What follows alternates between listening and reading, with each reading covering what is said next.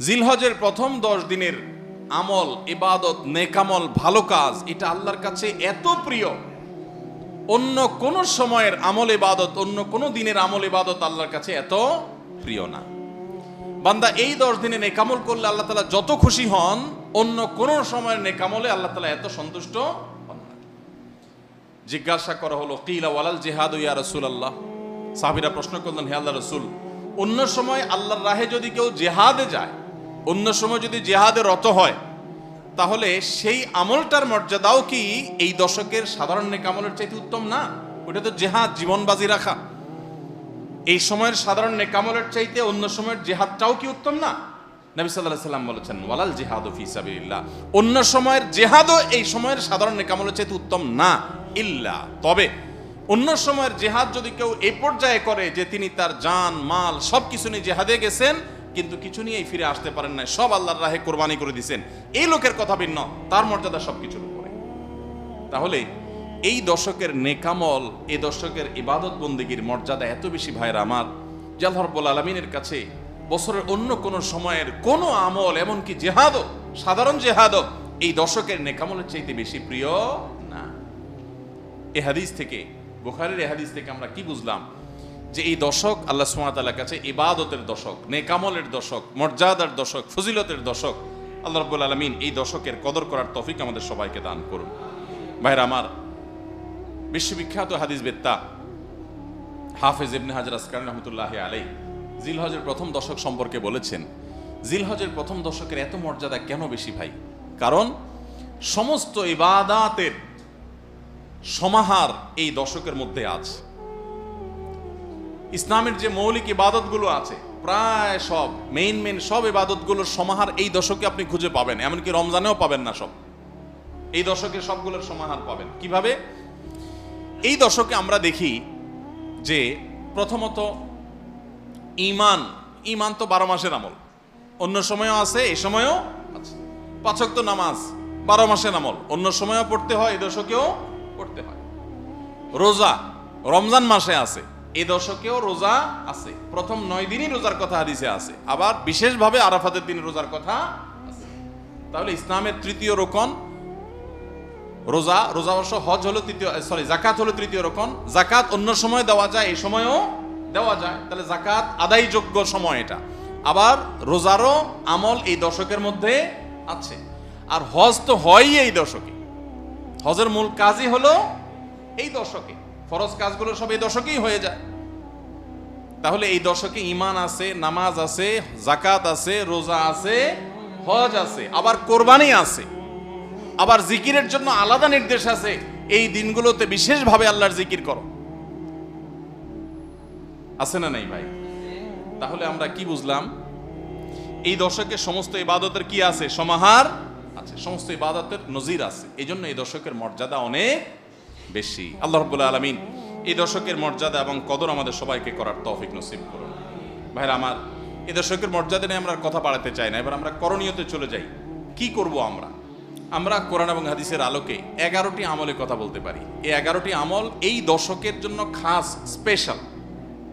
Number 1 নম্বর এই দশকের আমল হলো বেশি বেশি আল্লাহর জিকির করা। কি করা? বেশি বেশি আল্লাহর জিকির করা।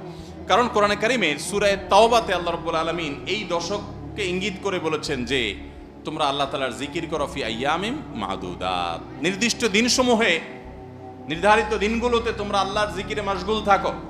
এখানে আল্লাহর জিকির যে নির্দিষ্ট দিনগুলোতে রাখার কথা বলা হয়েছে, সেই আয়াতের ব্যাখ্যা আবারও তাফসীর ইবনে কাসিরে এবং ইবনে আব্বাস রাদিয়াল্লাহু তাআলা সহ আরো অন্যান্য মুফাসসিরদের থেকে বর্ণিত হয়েছে যে নির্দিষ্ট দিন বলতে জিলহজের প্রথম 10 দিনকে আল্লাহ তাআলা মিন করেছেন। এই 10 দিনই তোমরা আল্লাহর জিকিরে বেশি বেশি করে আল্লাহ তাআলার জিকির করো। তাহলে জিকির শুধু না, পরিমাণে বাড়িয়ে বাড়িয়ে বেশি বেশি পরিমাণে জিকির করতে হবে। এই দশকে আল্লাহ তাআলার স্মরণ অন্তরে হবে, মুখে আল্লাহ তাআলার জিকির চলবে, কাজের মাধ্যমে জিকিরের আমল চলবে, অন্তরের স্মরণের মাধ্যমে, মুখে জিকিরের মাধ্যমে। কোরআনের তেলাওয়াত একটা জিকির, তাসবিহগুলো একটা জিকির, তাহমিদ আল্লাহর প্রশংসা একটা জিকির, এরকম যত জিকির আছে এই দশক হলো জিকিরের দশক। সবচেয়ে বেশি জিকির চলবে, সবচেয়ে বেশি কি চলবে? জিকির চলবে। দ্বিতীয়ত যে আমলটি চলবে তা হলো যে কোনো নেকামল, যে কোনো নেকামল। কারণ একটু আগে আমরা হাদিস শুনলাম যে নবী করিম সাল্লাল্লাহু আলাইহি ওয়াসাল্লাম বলেছেন, মা মিন আইয়ামিন আল আমালুস সালিহু ফিহিন্না আহাব্বু ইলাল্লাহ মিন হাযিহিল আইয়াম। এই জিলহজের 10 দিনের চাইতে অন্য কোন দিনের নেকামল আল্লাহর কাছে বেশি প্রিয় না। মাস হিসাবে রমাদান সবচেয়ে সেরা, আর দিন হিসাবে খুচরা দিনগুলোর মধ্যে রমজানের বাইরে সবচেয়ে সেরা কোনটা? জিলহজের প্রথম দশক। রমজানের পরে মর্যাদার বিচারে সবচেয়ে বেশি মর্যাদাপূর্ণ দশক হলো এই দশক। এই জন্য এই দশকে আমল করলে আল্লাহর কাছে এত প্রিয় যে অন্য কোনো সময়ের আমল আল্লাহর কাছে এত প্রিয় না। এই জন্য এই দশকের দ্বিতীয় আমল হলো বেশি বেশি নেকামল করা। বেশি বেশি কি করা? নেকামল করা। রুটিন যে নামাজগুলো আছে, কাজগুলো আছে, সেগুলো বিশেষ ইহতেমামের সাথে করা। অন্য সময় আপনি নামাজের টুকটাক গাফলতি করেন, কিন্তু এই দশকে মোটেই করবেন না। অন্য দশকে আপনার ফজরের জামাত একটু মিস হয়, এই দশক মোটেই করবেন না। আগে থেকে ইহতেমাম থাকবে যে এই দশক কোনোভাবে ইবাদত থেকে আমি যেন দূরে না থাকি। আল্লাহ তাআলা আমাদের সবাইকে আমলের তৌফিক দান করুন। তাহলে 2 নম্বর আমল হলো বেশি বেশি নেকামল করা এই দশকে। রুটিন নেকামলগুলো যেগুলো সবসময় করতে হয় এগুলোকে বিশেষ ইহতেমামের সাথে করা, আর আরো নফল আমল বাড়িয়ে বাড়িয়ে করা। আপনি অন্য সময় কোরআন তেলাওয়াত খুব বেশি করতে পারেন না, এই দশকে কোনো অবস্থাতে ছাড়বেন না। অন্য সময় তাসবিহ তেলাওয়াত খুব বেশি হয় না, এই দশকে কোনো অবস্থায় ছাড়বেন না। অন্য সময় নামাজে খুব বেশি খুশু ধরে রাখতে পারেন না, এই দশকে চ্যালেঞ্জ থাকবে যে ধীরস্থিরতার সাথে মনোযোগের সাথে নামাজ পড়ব। এভাবে নেকামলের কসরত করতে থাকবেন আল্লাহর প্রিয় পাত্র হওয়ার পথে। আমরা এগিয়ে যেতে চাইলে এই দশক, এই 10টা দিন আমাদের জন্য বিরাট বড় একটা সুযোগ। আল্লাহ আমাদের সবাইকে তৌফিক দান করুন।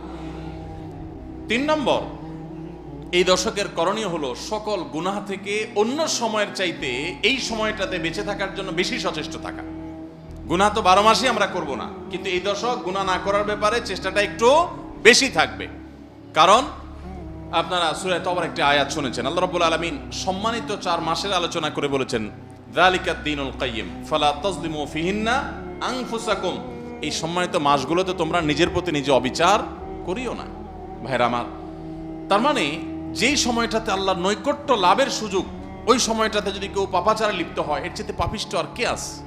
এই জন্য আল্লাহ রাব্বুল আলামিন আমাদেরকে দরদের সাথে বলছেন, ভাষা খেয়াল করেন, ফালা তাজলিমু ফিহিন্না আনফুসাকুম, তোমরা নিজের পায়ে নিজে কুঠারাঘাত করিও না। এই 10 দিন না, শুধুমাত্র এই পুরো সম্মানিত 4 মাস, সম্মানিত 4 মাসের ভিতরে টানা 3টা মাস চলছে, জিলকদ, জিলহজ, মুহররম, আরেকটা হলো রজব মাস, রমজানের আগের মাস। তাহলে সম্মানিত 4 মাসের মধ্যে এই 10টা দিন আবার বিশেষ মর্যাদাবান। অতএব এই আয়াতটা এখানে আরো বেশি ফিট হবে, অর্থাৎ পাপাচার থেকে বাঁচার জন্য আলাদা কসরত থাকবে। অন্য সময় আমি গুনাহের কাজ করলেও এই দশকে কোন অবস্থাতে আল্লাহর নাফরমানি করব না। আল্লাহ আমাদের সবাইকে বেঁচে থাকার তৌফিক দান করুন। ভাইরা আমার, তাহলে 3 নম্বর আমল আমরা পেয়ে গেলাম। 4 নম্বর আমল হলো যাদেরকে আল্লাহ তাআলা সামর্থ্য দিয়েছেন তারা হজ করবেন। এই দশক হজের আমলের মাস, আমলের দশক। এই দশকেই হজ হবে। অতএব যাদের তৌফিক দিয়েছেন আল্লাহ তাআলা, তারা কি করবেন? হজ করবেন। এটা এই দশকের আমল। এটা হলো 4 নম্বর আমল। 5 নম্বর আমল হলো যাদেরকে আল্লাহ সামর্থ্য দিয়েছেন তারা এই দশকে কোরবানি করবেন। কারণ কোরবানি এমন একটা আমল, নবী করিম সাল্লাল্লাহু আলাইহি সাল্লাম মদিনা হিজরত করেছেন, এরপর থেকে প্রতি বছরই তিনি কি করেছেন? কোরবানি করেছেন। আল্লাহ নির্দেশ করেছেন, ফাসাল্লি লিরাব্বিকা ওয়ানহার, তুমি তোমার রবের নির্দেশ পালনার্থে নামাজ আদায় করো এবং কোরবানি করো। এই জন্য ঈদুল আজহা অর্থাৎ এই জিলহজের প্রথম দশকের শেষ দিন অর্থাৎ 10ম দিনে কোরবানির আমলটা করা, এটা যাদের সামর্থ্য আছে তাদের জন্য প্রযোজ্য। এই দশকের একটা আমল হলো কি করা? কোরবানি করা। কয়টা আমল গেল? 5টা।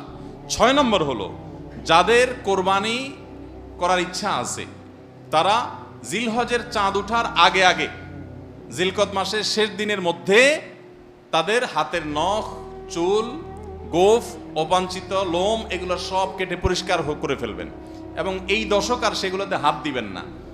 কোরবানি করে তারপরে সেগুলো পরিষ্কার করতে চাইলে করবেন, এই দশকে আর হাত দিবেন না। নবী সাল্লাল্লাহু আলাইহি ওয়াসাল্লাম বলেছেন, মান আরাদা আন ইউদাহিয়া ফালা ইয়াখুয মিন শা'রিহি ওয়া আযফারিহি শাইআ, যে ব্যক্তি কোরবানি করার এরাদা করেছে, নিয়ত করেছে, সে যেন তার চুল, নখ এগুলো না কাটে ওই 10 দিন। জিলহজের চাঁদ উঠছে আর কাটবেন না, চাঁদ ওঠার আগে আগে কেটে ফেলবেন এবং কোরবানির পরে যায় কাটবেন, এই 10 দিন বিরত থাকা। তবে অন্য আরো বিভিন্ন রেওয়ায়াত থেকে, বর্ণনা থেকে বোঝা যায় যে এই আমলটা শুধু যিনি কোরবানি করবেন তিনি নয়, যিনি কোরবানি করবেন না, কোরবানি করার সামর্থ্য নাই, তিনিও এই আমল করতে পারেন, তাহলে আল্লাহ তাআলা তাকে কোরবানি করার সওয়াব দান করবেন। এমনকি কোন সালাফ, কোন সাহাবী থেকে এই আমলও বর্ণিত আছে যে বাসার বাচ্চা কাচ্চা যারা আছে তাদেরকেও এই দশকে চুল নখ ইত্যাদি কাটতে নিষেধ করেছেন, তাহলে চুল নখ ইত্যাদি কাটা থেকে বিরত থাকা এই 10 দিন, আগে কাটা এবং পরে কাটা, এই 10 দিন না কাটাকাটি না করা, এটা একটা মুস্তাহাব আমল। এবং প্রায় সব ফুকাহা একরাম এই ব্যাপারে একমত হয়েছেন। মওসুআ ফিকহিয়া কুয়েতিয়ার মধ্যে লেখা হয়েছে যে ইত্তাফাকাল ফুকাহা, সব ফকিহগণ প্রায় একমত যে এই দশকে যিনি কোরবানি করবেন তিনি তো বটেই, কোরবানি যিনি করবেন না তাদের তরফ থেকেও চুল নখ এগুলা কাটা থেকে বিরত থাকা মুস্তাহাব। তাহলে 6 নম্বর আমল গেল চুল নখ ইত্যাদি দশক না কেটে থাকা। 7 নম্বর আমল হলো এই দশকে বেশি বেশি তাকবীর পাঠ করা। এটা তাকবীরে মুতলাক বলা হয়, সাধারণ তাকবীর। আল্লাহু আকবার, আল্লাহু আকবার, লা ইলাহা ইল্লাল্লাহ, আল্লাহু আকবার, আল্লাহু আকবার ওয়ালিল্লাহিল হামদ। এই তাকবীরটা হলো মিন শাআইরিল ইসলাম, এটাকে আমরা করতে পারি। ইসলামের যে নিদর্শনগুলো আছে সেগুলোর মতো করে এই তাকবীরটা আমরা পাঠ করব, এমন ভাবে পাঠ করব যে অলিতে গলিতে রাস্তাঘাটে সব জায়গায় তাকবীরের ধ্বনি চলতে থাকবে, কারোর ডিস্টার্ব করে না, মৃদু কণ্ঠে সব জায়গায় গুনগুনিয়ে আমাদের মুখ থেকে তাকবীর চলবে। জিলহজের প্রথম দশকে এই আমলটা সম্পর্কে নবী করিম সাল্লাল্লাহু আলাইহি ওয়াসাল্লামের ভাষ্য খেয়াল করেন। তিনি বলেছেন ফাকসিরু ফীহিন্না মিনাত তাকবীরি ওয়াত তাহলিলি ওয়াত তাহমিদ। জিলহজের প্রথম দশক যখন শুরু হয় তোমরা বেশি বেশি করে তাকবীর পড়ো, বেশি বেশি করে তাহমিদ পড়ো, বেশি বেশি করে তাহলিল পড়ো, অর্থাৎ আল্লাহু আকবার, আল্লাহু আকবার, লা ইলাহা ইল্লাল্লাহ, আল্লাহু আকবার, আল্লাহু আকবার ওয়ালিল্লাহিল হামদ, এটা বেশি বেশি করে পাঠ করো। এটা নবী সাল্লাল্লাহু আলাইহি ওয়াসাল্লাম নির্দেশ করেছেন। তাহলে কয় নম্বর আমল গেল? 7 নম্বর আমল বেশি বেশি করে তাকবীর তাহমিদ তাহলিল পড়া। 8 নম্বর আমল হলো এই তাকবীর তাহমিদ তাহলিলটাই বিশেষভাবে পড়া। 7 নম্বরটা হলো সাধারণভাবে রাত দিন যতক্ষণ পারেন বেশি বেশি পড়বেন, কোনো সময় ফিক্স নাই, এবং 10 দিন ফুল। আর 8 নম্বর আমল হলো এই তাকবীরটাই নির্দিষ্ট সময় নির্দিষ্ট দিনগুলোতে বিশেষভাবে পড়া। সাধারণভাবে তো পড়বেনই, আর বিশেষভাবে পড়বেন। বিশেষভাবে কখন? আইয়ামে তাশরিকে। আইয়ামে তাশরিক কাকে বলা হয় ভাই? জিলহজের 9 তারিখ ফজরের পর থেকে নিয়ে জিলহজের 13 তারিখ আসর পর্যন্ত, জিলহজের 9 তারিখ ফজর থেকে নিয়ে জিলহজের 13 তারিখ আসর পর্যন্ত প্রত্যেক নামাজের পর সবাই যার যার জায়গা, পুরুষরা সরবে আর মা বোনরা বাসা বাড়িতে নীরবে তারা তাকবীর পাঠ করবেন। আল্লাহু আকবার, আল্লাহু আকবার, লা ইলাহা ইল্লাল্লাহ, আল্লাহু আকবার, আল্লাহু আকবার ওয়ালিল্লাহিল হামদ। প্রত্যেক নামাজের পরে একা একা পড়েন আর জামাতে পড়েন, সর্বাবস্থা। জামাতে পড়লে ইমামের সাথে তাল মিলায় পড়তে হবে জরুরি না, প্রত্যেকে যার যারটা শেষে পড়বেন। মনে থাকবে তো ইনশাআল্লাহ? তাহলে 8 নম্বর আমল হলো আইয়ামে তাশরিক, অর্থাৎ জিলহজের 9 তারিখ থেকে 13 তারিখ পর্যন্ত প্রত্যেক নামাজের পরে তাকবীরগুলো জোরে জোরে পাঠ করতে থাকবো ইনশাআল্লাহ। 9 নম্বর আমল হলো জিলহজের 1 তারিখ থেকে 9 তারিখ পর্যন্ত এই 9 দিনই নফল রোজা রাখা। এই 9 দিনই নফল রোজা রাখা। এই 9 দিন নফল রোজা রাখা সম্পর্কিত একটা হাদিস পাওয়া যায়, এবং এই 9 দিনের নফল আমল সম্পর্কে মওসুআ ফিকহিয়া কুয়েতিয়া, কুয়েত থেকে প্রকাশিত ফিকহ বিশ্বকোষ, সেখানে বর্তমান সময়ের সবচাইতে অথেন্টিক ফতোয়ার কিতাবগুলোর মধ্যে থেকে, প্রসিদ্ধ কিতাবগুলো থেকে একটা, ফতোয়ার কিতাবগুলো থেকে মওসুআ ফিকহিয়া কুয়েতিয়া, সেখানে লেখা হয়েছে যে ইত্তাফাকাল ফুকাহা, সমস্ত ফকিহগণ এই ব্যাপারে একমত যে জিলহজের প্রথম তারিখ থেকে 9 তারিখ পর্যন্ত এই 9 দিনই রোজা রাখা মুস্তাহাব। এই 9 দিন রোজা রাখা মুস্তাহাব। বিভিন্ন বর্ণায়ও এটি প্রমাণিত হয়, যদি সে বর্ণাগুলো কোনো সনদ দিয়ে মুহাদ্দিসরা কেউ আপত্তি তুলেছেন, কিন্তু ফুকাহা একরাম এ ব্যাপারে রেকমেন্ড করেছেন যে এই 9 দিন রোজা রাখা মুস্তাহাব। যেহেতু জিলহজের প্রথম 10 দিনের পুরো 10 দিনই ইবাদত আল্লাহর কাছে প্রিয়, অতএব নফল আমল, রোজাও একটা নফল আমল, সেই হিসাবে রোজাটা অটোমেটিকও চলে আসে। এজন্য 9 নম্বর আমল হলো জিলহজের 1 থেকে 9 তারিখ পর্যন্ত এই দিনগুলো কি করা? রোজা রাখা। 10 নম্বর আমল হলো স্পেশালি বিশেষভাবে আরাফার দিনে, অর্থাৎ জিলহজের 9 তারিখে রোজা রাখা। জিলহজের 9 তারিখে কি করা? রোজা রাখা। প্রথম 9 দিন সাধারণ, আর বিশেষভাবে 9 তারিখের গুরুত্ব আরো বেশি, কারণ নবী করিম সাল্লাল্লাহু আলাইহি ওয়াসাল্লাম বলেছেন সিয়ামু ইয়াউমি আরাফা আহতাসিবু আলাল্লাহি আন ইউকাফিরা সানাতাল্লাতী ক্বাবলাহা ওয়াল্লাতী বাদাহা। আরাফাত দিনের রোজা, অর্থাৎ জিলহজের 9 তারিখের রোজা, এই রোজা সম্পর্কে আল্লাহর কাছে আমার ধারণা, আল্লাহর প্রতি নবী সাল্লাল্লাহু আলাইহি ওয়াসাল্লাম বলছেন যে আমার ধারণা যে এই রোজার বিনিময়ে আল্লাহ তাআলা 1 বছর পূর্বের আর 1 বছর পরের অর্থাৎ আগামী 1 বছর এবং গত 1 বছরের গুনাহ আল্লাহ তাআলা মাফ করে দিবেন। আমরা এই পর্যন্ত যত ফজিলতের কথা শুনেছি, পিছনে গুনাহ মাফ করে দিবেন, গত 1 বছর গুনাহ মাফ করে দিবেন, সারাদিনে গুনাহ মাফ করে দেওয়া হবে, এরকম বিভিন্ন হাদিস আমরা শুনেছি। কিন্তু এরকম কোন হাদিস কেউ হয়তো আমরা এই হাদিস ছাড়া আরেকটা হাদিস শুনি নাই যে 1 বছর অগ্রিম গুনাহ মাফ করবেন। যদি আল্লাহ তাআলা কাউকে হায়াত দেন, তিনি 1 বছরের গুনাহ মাফ পেয়ে যাবেন। কোন কোন হাদিস বেত্তাগণ বলেন যে হাদিসের মধ্যে ইশারা পাওয়া যায় যে কেউ যদি আরাফাতের রোজা রাখার তৌফিক পায়, হয়তোবা আগামী 1 বছর হায়াত পাওয়ার তৌফিক হবে তার। যদিও এটা জাস্ট একটা ব্যাখ্যা, এটা এমন না যে হাদিসে বলা হয়েছে আলাদা গ্যারান্টি দিয়ে, এরকম না। অতএব এর ব্যত্যয় ঘটলে করতে পারে। কথা বুঝে আসছে ভাই? তো এই জন্য এই আরাফাত দিনের রোজা এটা আমরা মিস করবো না ইনশাআল্লাহ। তাহলে 10 নম্বর আমল গেল জিলহজের 9 তারিখের রোজা। 11 নম্বর আমল হলো ঈদুল আজহার সমস্ত সুন্নাতগুলো আমল করা। ঈদুল আজহার অনেকগুলো সুন্নাত আছে না, এই সুন্নাগুলো সবগুলো আমল করা। ঈদুল আজহার যে সুন্নাগুলো আমল সাধারণত হয় না, গোসল আমরা করি, সুগন্ধি আমরা ব্যবহার করি, আলহামদুলিল্লাহ, অন্য অনেক সুন্নাত আমরা আমল করি, কিন্তু যে সুন্নাতের আমল সাধারণত হয় না তার ভিতরে একটা হলো ফজরের নামাজ মহল্লার মসজিদে এসে পড়া, ভোর রাতে আগে আগে উঠা। অন্য সময়ের চাইতে ঈদের দিন ফজরে মুসল্লি আরও আমাদের মসজিদে কম থাকে, কারণ চাঁদ রাইতে তামাশা করে বেড়ায়, ফজর নামাজ মিস হয়ে যায়। তো ইমানদার সেটা করতে পারেন না। ঈদের সুন্নাহটা বিশেষভাবে আদায় করার চেষ্টা করা দরকার, অর্থাৎ জামাতের সাথে ফজর নামাজ পড়া দরকার, আগে আগে উঠা দরকার। ঈদের দিনের সুন্নাতগুলোর মধ্যে থেকে একটা। আরেকটা সুন্নাত আমাদের অবহেলিত, আদায় হয় না, সেটা হলো ঈদুল আজহা হোক আর ঈদুল ফিতর হোক, ঈদের নামাজ মাঠে পড়ার চেষ্টা করা দরকার। কোথায়? মাঠে। মাঠ এখন কম, বিশেষ করে শহর এলাকাতে মাঠ একটু কম, কিন্তু যেগুলো আছে সেগুলো যদি সঠিকভাবে সবগুলোকে ব্যবহার করা হয় তাহলে অনেক জায়গায় সুন্নাহ জিন্দা হয়। আমরা ঈদের নামাজ মসজিদে পড়ি, কেন পড়ি? একটা অজুহাত দেই, মাঠ কম। এই অজুহাত সব ক্ষেত্রে গ্রহণযোগ্য না এবং সঠিক না। অনেক জায়গায় মাঠ থাকা সত্ত্বেও মানুষ মসজিদে নামাজ পড়ে, কারণ সব মহল্লার মানুষ আলাদা আলাদা নিজেরা একটু মাতবরি করতে চায়। আমরা আবার আরেক জায়গায় নামাজ পড়তে যাবো, আমাদের একটা বাঁকাবাতি থাকে।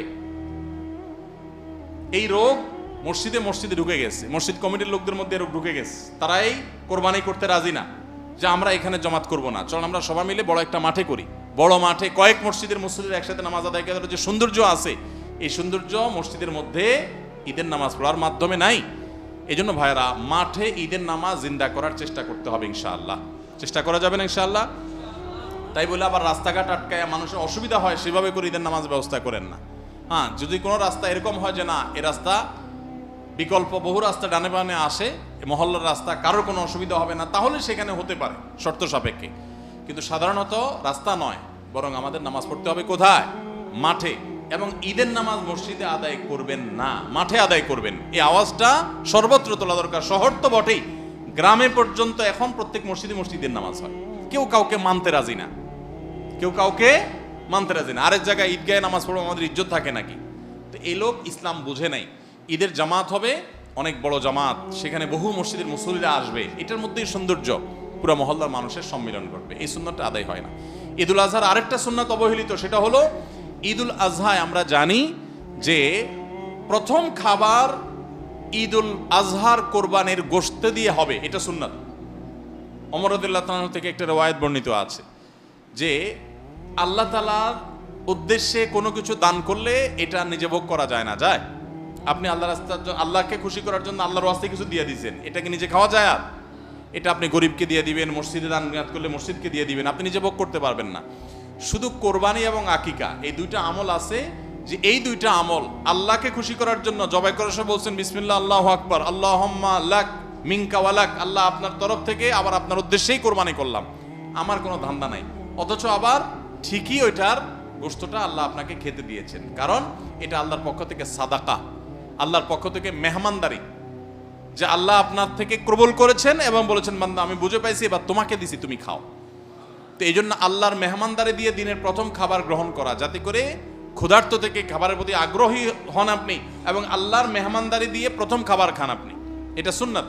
এই জন্য ঈদুল আজহার দিন আমরা কোনো কিছু না খেয়ে থাকবো, রাতে খেয়ে যে শোবো, এরপরে আর কোনো কিছু খাবো না, ঈদগাহে আসবো না খেয়ে, কোরবানির পশুর গোশত বানায়া রান্না করে ওইটা দিয়ে প্রথম খাবার খাবো ইনশাআল্লাহ।